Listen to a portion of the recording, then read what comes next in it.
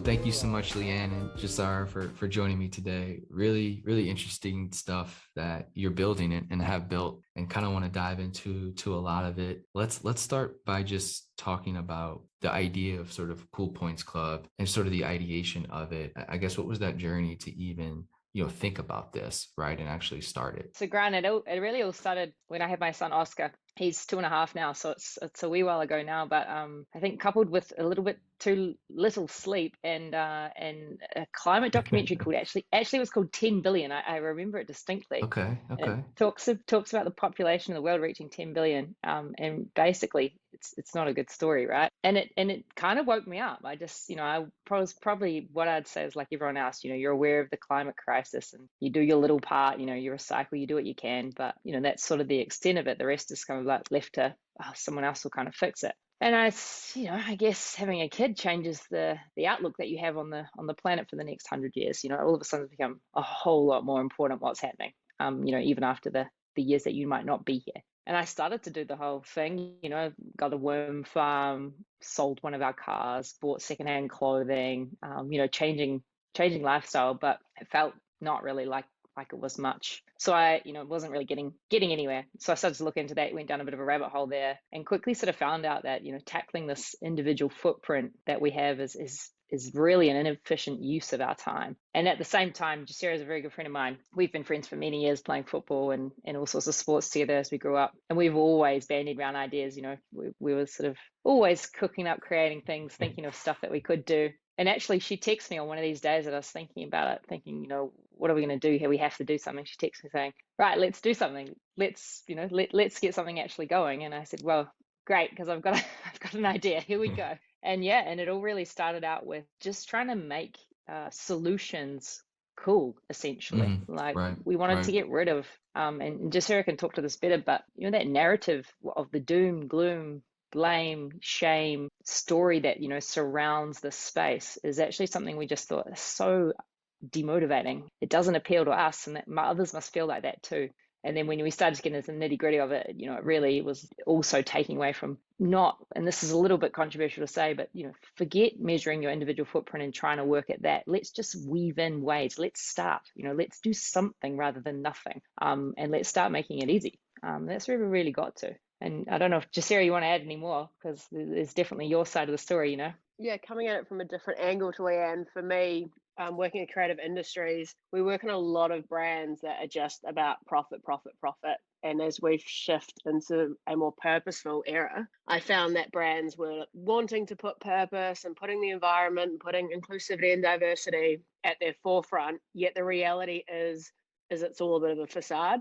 And I think Leanne and I talked a lot about there's just so much stuff out there that says it's something that it's not. And for us, when it came back to the climate, it was so like, how do we demystify all of that? How do we make it feel like more attainable to the everyday person to actually do something positive? And we joke saying, do something positive without becoming vegan, I think was kind of our mantra. And that's where we came to, was about, let's try and make climate action mainstream. So mainstream, in fact, that maybe you don't even know you're taking part. Right. It should be something that can happen every single day without us necessarily having to make drastic changes to our lives. And I think it's also great what you've built is it's that ease of use, right? Where you're not disrupting lifestyle, because I think a lot of what we hear is sort of the doom and gloom thing. But when you come to a person, like you said, that maybe has a small family and is trying to work on their career, like all of a sudden come in and say, okay, change your complete lifestyle. Everything you're doing is wrong. You're a terrible person, right? That's not going to get anywhere, right? That's an immediate disconnect. And like, that's a terrible starter for trying to build anything, right? Let alone like a very complex issue that like takes some time for, education and understanding like why these things are beneficial, right? I think that's absolutely also a big part of this. So I want to concentrate on maybe the two. I know there's a few initiatives with the Cool Points Club, but let's talk about two. One would be sort of the coolgram aspect of leveraging Instagram for things, and then the other one is Island of Cool that really integrates Web3 with NFTs. Let's get at the coolgram part of it first. Tell me how that works, because it's really interesting. So really, we came up with that purely like what we just talked about, right? Like, as in, there's so many people using Instagram. Yeah. We Yeah. use it all, a lot of us use it, probably too much per the day. And we wanted to show people that climate action doesn't have to be giving up or changing your lifestyle. It can be weaved in. So it can be something that we're already doing a lot of, and that we actually enjoy doing.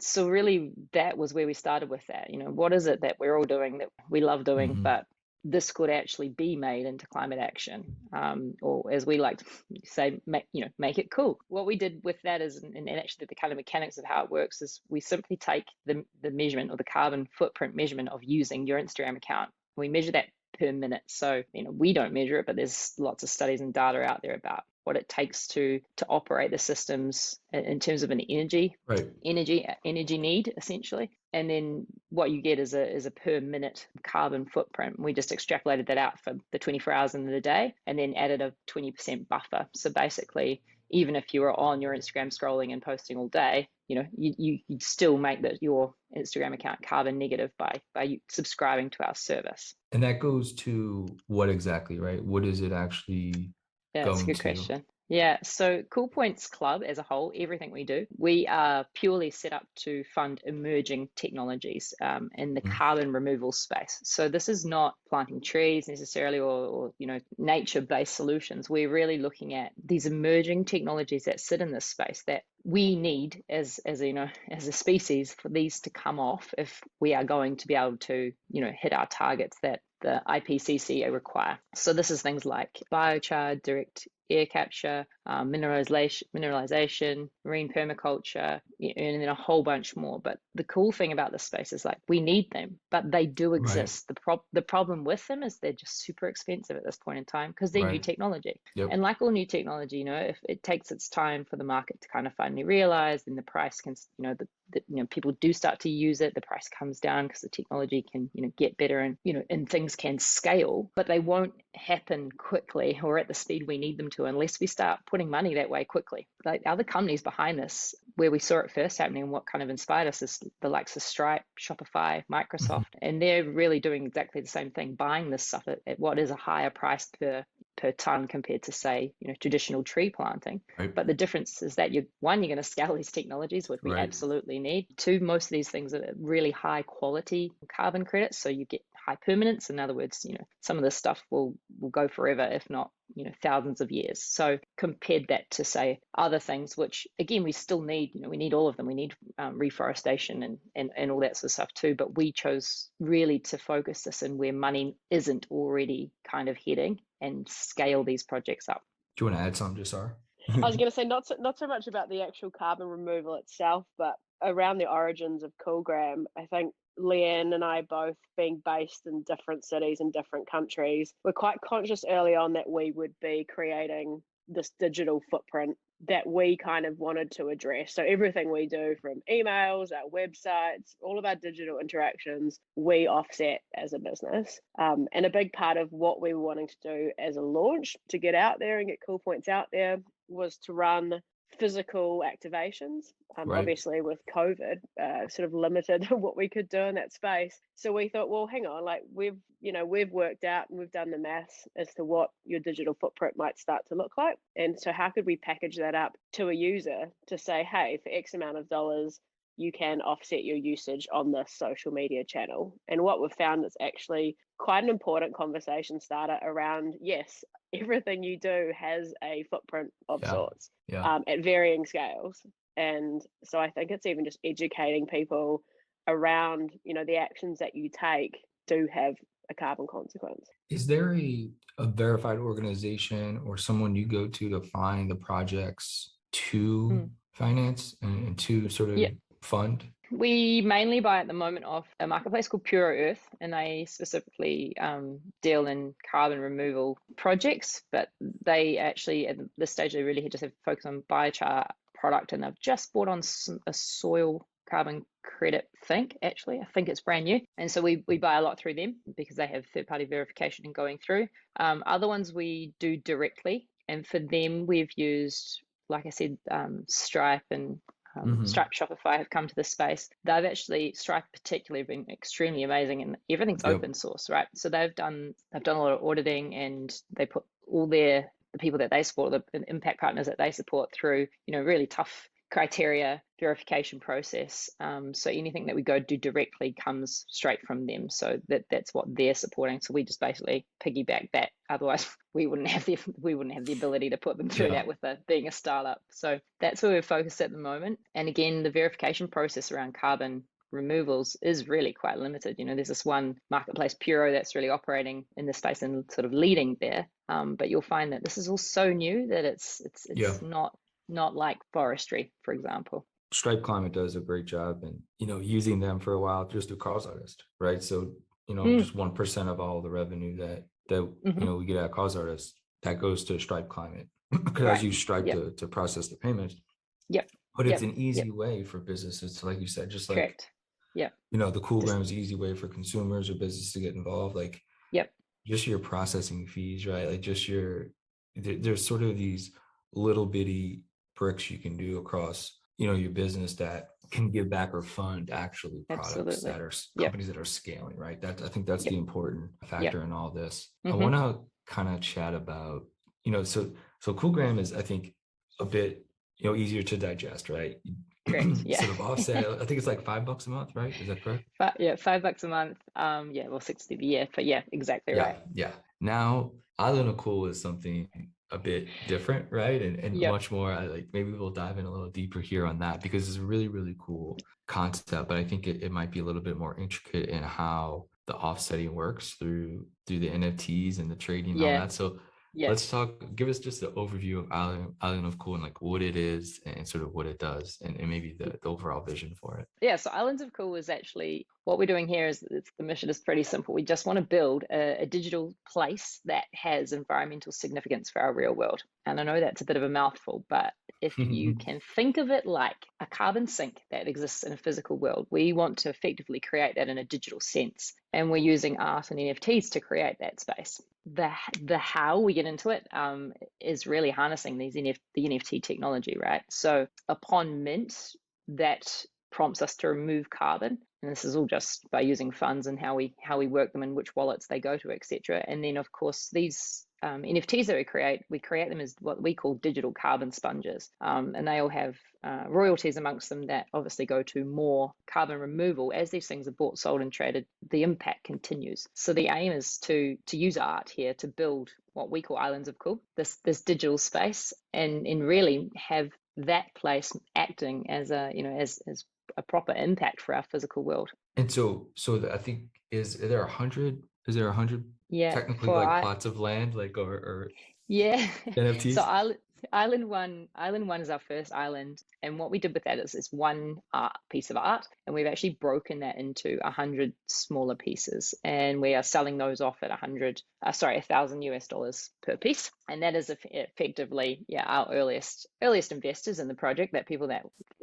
get this and want to see it grow and take off as well. I like to call them that they've jumped on the crazy bus with us because it is a bit of a mad plan, but nothing great was ever planned if you were just being boring, right? So we've managed to sell, what are we now, 52 of these plots already. So we've got 48 to go. And so this is Island One. This is just the first piece of what we call the map, and we expect to grow out that map and also introduce different collections along the way. We've got next on the roadmap is like our version of a PFP, not a PFP, but you'll have to wait and see for more details. So we like to kind of take the space and get creative with, what's going on here. Because it's, you look at what, part of these PFP projects and stuff like that have achieved in terms of just revenues over the last, 9-10 months. It's eye-watering stuff, right? And, not everything can be like that, and you can't always be a bored ape, nor do we necessarily want to be, but we think that there is some power there that we can harness, that financially to really become potentially the biggest carbon removal project ever. In terms of funds, this could be bigger than your X Prize, Elon Musk's X Prize, $100 million X Prize. So that's where we saw what was attractive about this and getting into this space is that it is possible to generate a lot of funds, and if these things are programmed to do that job, no one can interfere with that. There's not a wildfire that can stop this.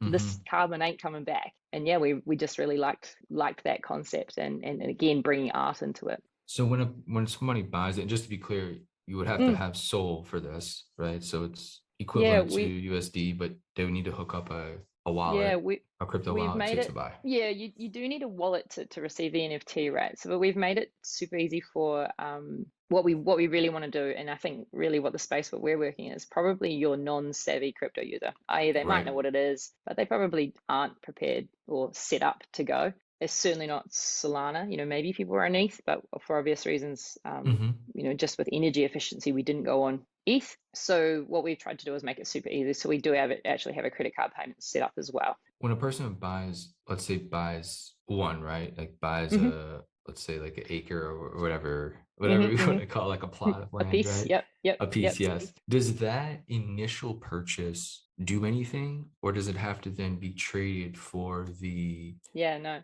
the offset to So sort of happen, right? Like, yeah, got you. Yeah. No. So each piece is 1 ton.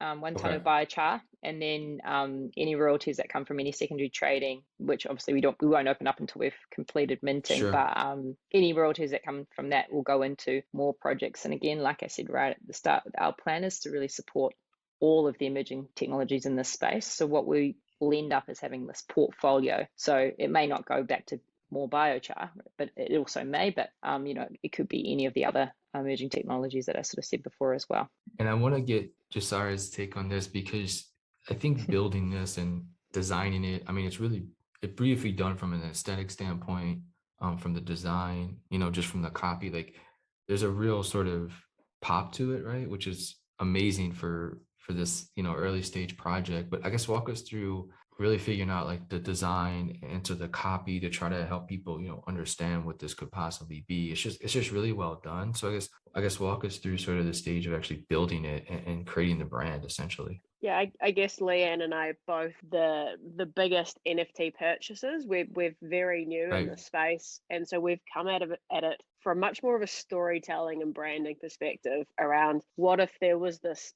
island or series of islands floating in the middle of the ocean, maybe on this island of plastic that we hear about and we see photos of. Mm-hmm. What would happen if this was just left to grow and evolve and have its own inhabitants and things like that? So our imagination kind of started there of like, what if we had this like imaginary or fantasy space that could fundamentally be drawing down carbon from our real world? So that's kind of, I guess, the idea. And then from there, we then sort of built out this idea of these islands. So from a website perspective and a branding perspective, we very much wanted to build out something that felt a bit more like a travel blog or a travel magazine. Yeah. Where, the goal would be like, what's the temperature today on Island 1 and what language is spoken? And we sort of, Leanne alluded to our next drop, which might be more around our inhabitants. And sort of start to tell that story. And it also just gives us a good platform. As a startup, we're evolving constantly to give us a bit more of an organic platform as well that doesn't just speak to NFT and crypto natives. We wanted to tell a story about what we're trying to achieve to get people on board for the bigger vision, rather than buy these NFTs and you will be able to trade them in a short period of time for cash. That's not kind of what we're trying to build. So everything we comes back to how do we make our projects available and accessible to anyone? And granted, our first drop maybe isn't that accessible financially to anyone, but our goal would be that as we continue to grow, that we'll have the ability to get more people on board and involved in these projects. I kind of want to talk about maybe we'll end here on sort of the big vision, right? I know that's kind of difficult to talk about the future and like the vision, because it's very dynamic space and things move kind of quickly and fast. But the idea of having more sort of islands and having more and more available, like I guess what's possible here would be the question, right? And maybe what do you look at success being? I think, well, when you ask what's possible, it'd be easy to answer what's not possible, right? Truly the space, and a big part of this is we don't know where this will end up, and we quite openly say that on the on our website, is that this is going to be a journey. We don't know where we can get this to. We want it to be the biggest thing ever, as in in terms of a digital carbon sink. This could be super important to our planet, this place that we're growing. And that is the vision, and that is the plan, to be able to actually create that. What we do see, I guess, is as we grow this out, is what we hope is a lot of collaboration in terms of maybe bringing in brand partners to build future islands with us. We obviously want artists to step up and take part in this. People that we think can add to this with their brands that they've built, bring their people along. That's what we see as being really important to at least succeeding in the short term anyway. Sarah, would that be fair? Is there anything else you'd like to add to that? Yeah, I was going to say, we come back to our slogan of reimagining climate action. I think we like to think we can reimagine everything we do, including the NFT space. We sort of look at what everyone else is doing and think, there's so many players in the space now. Why don't we do it a bit differently? And so even today, talking about our second and third drops, it's like, well, actually, let's just go against the norm almost, because for us, it's not just about having a big Bored Ape Yacht Club where it's kind of an exclusive community for the elite. We want to continue to have opportunities that we can tap into that community, but also bring in our own community and engage people that aren't necessarily in the space. So for us, it's that constant challenge of how do we rethink what the current norms or current trends are to become more and more inclusive for everyone. Really, really amazing stuff. Look, I know we're early in all this stuff, but the more and more I dig into it, the more and more I learn, and the more I figure out. And I think the more and more people,